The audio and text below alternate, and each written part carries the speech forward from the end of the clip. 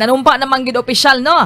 Si Donald Trump mga kasama. Nindot kay iyahang mensahe dong irin. Di ba gisulayan ra ba to siya kuan sa una pusil, di ba sa una Daghan man daw kuno og mi sulay kutlo sa iyahang kinabuhi.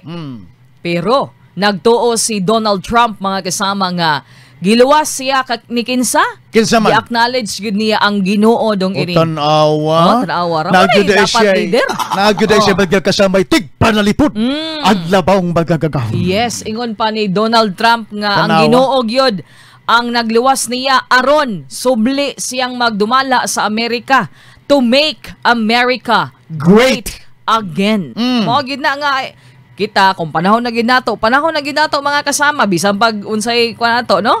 Naagyoy Ginoong magbantay nato nya mao nay usa bugat ikaduha. Duha ra. Kamatang sa nilalang kalibutan na. Ang iyang ilhon. Straight to the point. Babae og lalaki. Mora na duha. Wala na gid pagkapin. Wala na.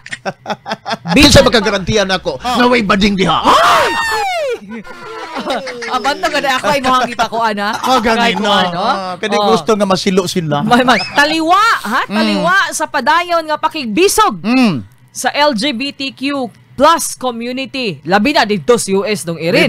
Dili kani mo resulta sa iyang unya ang pag kamahimo siyang unpopular ani Dave Maisel sa dagan unya siyang administrasyon kay naaning usa ka sektor sa atong katilingban Dave Maisel nga murag dili niya i-recognize.